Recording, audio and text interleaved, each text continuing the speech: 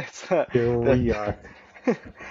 we record every other Monday sometimes when it's convenient for both our schedules. Exactly. Consistency is key. All right, we're here with our second episode on Thursday Murder Club, where we've read the next 20 chapters. We're doing the 70-page Chapters chunks. 21 to 43. Oh, okay, okay. Yeah, so we'll be doing 70-page chunks of the book. We talk about it weekly with our book club, and then we podcast about it with you Mhm. guys, the fans. Yeah, so where do we leave off? We have our main cast, our four retirees, Elizabeth, Joyce, Ron, and Ibrahim. They're living their best Special lives. shout out to Penny. Special shout out to Penny. Living their best lives in this like super fancy retirement home, and they investigate cold case murders. And that's what they do, except for this book is about a fresh murder. Tommy Curran, some sleazy mob drug dealer guy who got into the building and construction industry, was killed right before the eve of a big deal. He was going to build like a second retirement home next to the one that they have, something like that, or Yeah, expand they on were the trying to retirement home. expand. Him and his other shady business partner, Ian. And so that was kind of like the first chunk of the book. We're getting into characters. It was a lot of fun, and yeah, this second, 70 pages, just the book. It keeps. It's such a delight. The book is just such a delight. It's so fun to read. We get so It's a many lot of great fun. little set pieces. We get Elizabeth and the other retirees manipulating a police detective, Donna. We get a really funny text exchange. We get financial docs analyzed by Joyce's daughter. We find out that my theory that Bob didn't kill Tommy is instantly wrong. He didn't do it. We found out like first chapter. Probably. So, I took a swing for the fences. It was the most obvious pitch to swing at, and I missed. Happens. But yeah, a lot happens here. It's a lot of fun, and I'm just having an absolute yeah. I think delight is the word I would use to like describe this book. It's clever. I It's really witty. like, It's fun. yeah, I really like that all the characters have a very distinct voice and they all have very distinct motivations and a lot of their a lot of the things that they have been going on, like you can really see that they're introspective about what they've done in their life. We got a huge look into Elizabeth this week. Huge. She's definitely a spy. That was another swing and a miss I had where I was like hoping for them. I like kind like I would have guessed spy, but like I was maybe thinking I was too obvious. But yeah, we find out that not only is she a grand level master chess player, that she helped escort the Russian grand chess master out of Russia or Soviet. I One forget. of them, yeah, So, Soviet Union. Soviet Union. She spent time in like Germany and all these other countries. She has a tank license. She could drive a tank. She can drive a tank. So like yeah, She she's spies on her friends. mm-hmm. Yep.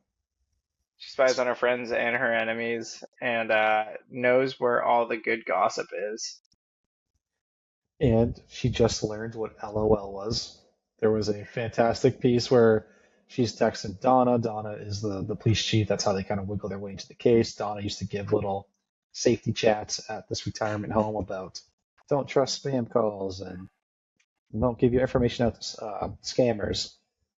So when she texted Donna back, LOL, Donna's like, WTF? And Elizabeth goes, I don't know that one. Joyce just taught me what LOL was. I just laugh. You can like picture that conversation off screen. Like the Yeah. two old women on the bus are like out to like dinner or lunch. And Joyce just being like, my daughter just taught me what LOL means. Lots of love. So my parents live in a retirement community like this. Mhm. Um, and this is exactly what it's like every single time I visit them. That's amazing. Just this is they actually had a screening of the Thursday Murder Club at their retirement community, and they all got into their little auditorium and watched it together. Amazing. I can't honestly. I love the book. I cannot wait for the movie. I'm so excited to sit down and just watch it after we're done with the book.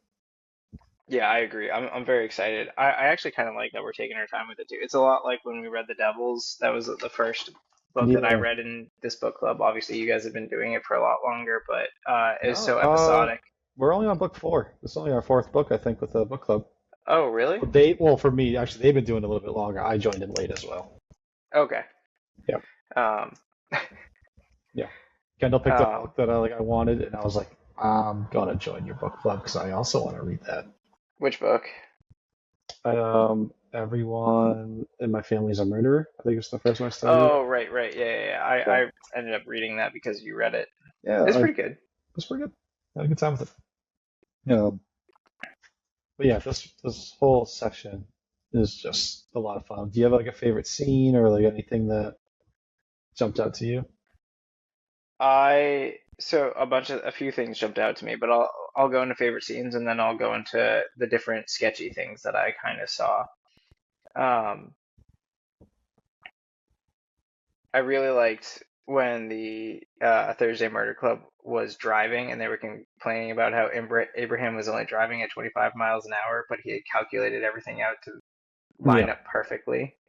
I really enjoyed that, and I really enjoyed being inside Elizabeth's head and hear her scheming and how Yes. she sets up questions from 2 weeks ago to try and keep her mind sharp, and how her biggest fear is losing her mind because she was an intelligence agent, right? So that was what her weapon was her entire life. I mean, she's playing chess at a grandmaster level. She knows how to manipulate police officers who are trained to kind of manipulate people, right, in situations and seating, which what they talked about, and she outclassed him like you wouldn't believe. Um, That was really good insight into her character. That's like cool about like following someone like Elizabeth who's older. Like that's like a real concern, real worry once you're at that age. Like I'm partly I'm terrified. I'm so far away from it. That'd be my number one right now. yeah, I might start doing that 2 week question thing where she writes down a question from 2 weeks ago and has to try to remember the answer. Yeah, and she's doing like car like I wouldn't pass. She's doing like license plates of cars that she saw. I was like, I'd forget that in a minute. Yeah, I mean that is an incredibly challenging Yeah, uh, thing. Um, yeah, so good for I him. really enjoyed that scene. I like the scenes from Donna DeFreitas, the PC DeFreitas's Yeah, thing where she doesn't like anybody her age, and then is just so yeah. glad that she's found the Thursday Murder Club. I'm loving the budding friendship between her and Elizabeth because I think Donna's Yeah. she's a good enough head on her shoulder. I think she realizes that Elizabeth is not just like random old lady. Like Donna's like, oh, Well, I she's kind of fine. think she already knows that she was an intelligence agent because she said, shouldn't she be sending me smoke signals or flag colors or something like that? Oh, yeah, that's a good point. I didn't pick that up. I thought that was like a an old person jab. Or like she said, like coded messages or something like that too. I Well, don't remember off the top of my head, but it seemed to me like she knew. And I mean, she talked about the something transfer facility, like the West transfer facility being what the WTF was, or the Warsaw transfer facility. So, yeah, um, that's a good catch. which I didn't why catch else that. would she be in Warsaw? You know what I mean? Spy shit. Exactly. Well, that's, I mean, like there's plenty of other reasons Yeah. that, but it's kind of interesting how you see Elizabeth molding the world or molding the situation into what she wants. And it also seems to me like she's helping Joyce come out of her shell and be the person that she knows or thinks Joyce could be. Yeah, she seems like she is like a generally like one of those like that like a great friend to have. Like Elizabeth seems like she cares. She's helping Donna. She's helping Hmm. presumably ever. We don't really see what she's done for Ron or Abraham, but Abraham. assumingly there's been stuff off I page. also think it shows like a really like almost selfish side of her character that her husband is actively losing his mind and dying, but she says, "No, he's still mine for now. Yeah. Eventually I won't be able to hide this anymore, but for now he's still mine." Which she's medicating him to try and keep him comfortable, but I mean, he's probably in pain, he's confused, could be scared. Um, Ooh, I took that differently, but that's an interesting take on it. That is like selfish. I almost feel like if he was caught and like put into like other different type of facilities, I don't know, be more scared, more. So he could be, yeah, but I mean, better, I presumably better drugs. But the way I read it is that she wants to keep him because so much of her life has already been gone. I took that too. There's definitely a selfish aspect to her wanting to keep her husband like in home, even though he's gone. Um, I And there's just took it nothing almost wrong like with this. Oh, sorry, go ahead. I just look at it as almost like a mutual, but like he probably also feels comfortable in the home, and Hmm. he's not. Because she made a comment, he's not like setting fires or like cooking or anything like that. So she's not worried about Yeah. him hurting himself. So, well, I mean, she still has to kind of be worried about him hurting himself. But like, and Yeah, there's nothing wrong with being selfish. Like, I totally understand it. That probably too. Yeah, that is a completely human emotion of not wanting to lose your partner. And I mean, she was mourning the fact that they're probably never going to play chess again, and that he's not going to beat her in chess again. yeah. It's also like really not dark, but like how like heartbreaking it is that he's remembering like his first wife Hmm. and whatnot. He doesn't. It's gonna be like a weird emotional roller coaster for Elizabeth, right? Like I don't like your husband losing Yeah. his memories, and he's just talking about his first wife a lot. But as like a kid, like he's confusing her with his as like I think a daughter. Yeah. I think And that's what's happening. he's, I think, Elizabeth's third husband. And yes, I mean, fact check. I think that's Elizabeth's third husband. So one, what happened to the other two? But yeah, I mean, like they could have died, especially if one of her husbands was also an intelligence agent. yeah, Like that could be a thing. Or I mean, they could still be alive and they just divorced. And it yeah. I've seen didn't those go well. spy movies and those type of movies where like keeping a relationship as an international intelligence agent, it's probably pretty hard. So Yeah. a lot of strain on that relationship. So I can see, yeah, multiple divorces. That checks out. But yeah, that scene Um, was tough. But on the yeah, it's super brighter, emotional. yeah, Super emotional. But like it's layered in on the light. It's complex emotions layered into just a very light, almost sounding story, if that makes sense. it does. Because I'll say on like on the flip side, like on a brighter scene, it's Joyce and her daughter kind of like having a cool like connecting moment because like the daughter is now like, oh, like you're like a real murderer. Like she's interested in what her aging like retired mom is like doing. Like that was kind of a cool thing. Yeah. Like, even Joyce, you can tell like she feels cool about it. Like my daughter was actually interested. Joyce is precious. I will lose my mind if something happens to her. Joyce is great. Yeah. Joyce is great. So what was your favorite scenes? Or anything that stuck out to you? Definitely the Detective Chris POV where Elizabeth manipulated him. We get a quick little snippet of Elizabeth talking about like where he's going to sit, why they're using Joyce's room because it's gonna be really small. Um, placing um, Joyce. And who sat next to him? Was it Rob? Joyce and Ibrahim. Ibrahim. Next to him, so he's like feeling tight. Like it was all this manipulation to make him uncomfortable and get him off his guard.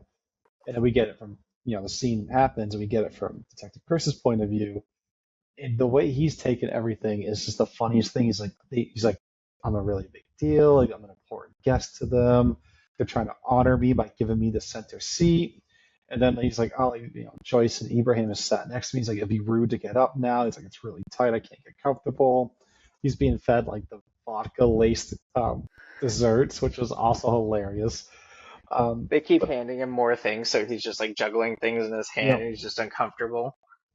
yeah, the whole thing was just like an expert class from all of them too. He makes a comment. He's like, Ron doesn't seem as scared as he was like last time I saw him. He's like, wow, yeah, he doesn't seem as, he seems a lot more with it. Yeah, and I thought that I just love that. Except for they kind of got a little one up on the Thursday Murder Clubs. They don't know about Jason. Yeah. They're kind of catching on a little bit. Like Elizabeth thought that was weird, but like she's like I think she knows she's missing something, Yeah, I think so. I think she has to know. and that's the Uh, connection with Jason in the picture. yeah, I'm curious about that. I'm curious about Ian just lied for no reason about his argument with Tony um, during the interview. And I mean, he was kind of, rude to both Chris and Donna, which is to be expected. I mean, it cracks me up that Ian just says, "Yeah, my boxing coach said I could have gone pro if I wanted to. No big deal." He is the perfectly like the douchiest character. Like every like I other thing know. he says, I'm just like, oh, this is so good. Like I hate this guy, and every like I just keep hating him every time he's on screen. It would be perfect for him to be the murderer, but it's almost like he's a caricature of like he just can't be the murderer because like he's just so unserious as a person. He's the guy that's like, I would have joined the military, but like I would have punched out my drill sergeant. Yeah, that That exactly that guy. that is like who he is, like as a person, and I love it. I'm here for it. You don't get it, bro. I see red and get unstoppable. Shut up. Yeah, there's sketchy. Um, What's your theory there? so it kind of seems like the Catholic Church, because he talked about how now that Tony was out of the way, it was just Ian. So it made it sound like he had a hand in the murder, but I mean, he could have not have. And obviously, he wants to preserve the chapel, which makes sense. Yeah, Um, and he said he's going to make Ian's life incredibly difficult, which I don't necessarily think that means that Ian's going to be killed, but he has some death flags. So I think Ian, and I mean, everything's showing, in my opinion, right? Everything's showing that Ian is the murderer, right? Like everything's showing. They're talking about the time he left the yeah. other house and how he could have got to Tony Curran's house, and the timeline lines up. I think Ian's going to get killed because it's almost too obvious. I kind of agree. 'Cause I don't think he is the murderer, but he has the motive, the opportunity, and the means. Because the person who killed Tony, um, Tony. I was thinking Tommy. Yeah, the person who killed him got into his house with a security system. So someone had to have been like someone who installed that security system to Hmm. get in. That's what I thought it was Bogdan, honestly, but it's not him. He got his Yeah, POV. and Bogdan went to go see the Catholic priest. And then when the priest was walking through the graveyard, he met someone sketchy that I was like, Yeah, oh, I forget who it was. Or it didn't even say who it was, but it just kind of described him. And then what? the other thing that got me was saying that the detective Chris, when he last time he went to the Cooper's Chase, Cooper's Chase, is that what Mhm. it's called? Yeah, I think Cooper's so, yeah. Chase. Um, he got a ticket on his car from a guy with a spanner, which is a Mhm. wrench. We just learned Yeah. an adjustable wrench, and that's what Tony was killed with. I wonder if the connection's going to end up being that whoever like killed Tony and is maybe going to kill Ian is someone who like the nuns helped escape from like a bad situation, and now like he's here and they're going to like dig Oh, them up, and they're like, no, like those women saved me. that would be interesting. Yeah, That's kind of where I'm leaning towards right now. I But think I kind of agree with you. we're supposed to have met the killer at this point, according to the rules of a mystery novel, which we got Yeah, from everyone in my family is a suspect, or no, is a murderer. we'll add in those rules Yeah, in good post, rules. probably, if I can figure it out. Um, Also, Elizabeth can drive a tank. That's pretty cool. I don't know if we cool. already talked about that. I hope that comes up at some point. Like, I don't know how they could wiggle that set piece in, but can you imagine like this all ends in some museum and like the Thursday Murder Club is like, we're surrounded, we're gonna get killed, and Elizabeth just shows up with like an old tank. Also, do you see any romance flags between Donna and Chris? Um, yeah, I can kind of see some flags. I don't think it's gonna happen, but some flags. I think it's there. I think it's gonna happen. You know, she's trying to get him to clean up. She's trying to, Yep. like I caught But she that. I just was like, wants to yeah, watch Narcos with him, man. yeah. She just wants to watch the Narcos, which it's a great show. I don't blame her. It Um, is pretty. I only watched the first season, I think. um, Um, do you think Joyce is gonna have some romance with that guy? Bernard, yeah, I actually kind of Yeah, like that as a subplot where they just too. go through like kind of the drama in the nursing home, um, and how they're. I kind of like the struggle of people trying to give up on life, Mhm. and Joyce doesn't let them. Yeah, I do too. I like that a lot. Um, and Joyce kind of talks about how she almost collects people, and she would like to collect. Just Bernard. collect strays. Yep. Yeah. Um, He had a quick little POV chapter too, which I was like, it was a little sad, but yeah. I was like, Joyce is coming, buddy. I'm like, she's gonna pull you off that edge. And he says how he's past being able to be saved, and like it's like, buddy, no, you're not. You're okay. Joyce is there. We, we're here for you, buddy, and with some coffee and walnut cake. I also love the little cameo with the hairdresser. Yeah, yeah. Going to see Penny. Ooh, I mean, he could have some flags for maybe I thought the maybe. hairdresser was a girl, is it not? Oh, I thought it was a guy. Was that right? I could be off, but I thought it was a woman. Oh, maybe. Okay. Honestly, I thought it was like a effeminate man. Okay. Yeah, Uh, if the name was like I don't know. I didn't recognize the name. I just assumed. and I also like that Penny's husband is kind of read on to Yeah, uh to everything. And I also really enjoy that Elizabeth keeps debriefing Penny as it goes love along. that. I kind of hope that she wakes up at the end of this. I don't think she's going to, but I hope she does. No, I think I'd be too happy of a story if she does, but I know what you mean. Yeah. No, I love it. It's been fun, and I'm excited for the next 70 pages. Yeah, I'm stoked, which will be chapters. Let me, will this affect anything? Next, the stakes. We're probably about like a third of the way through, right?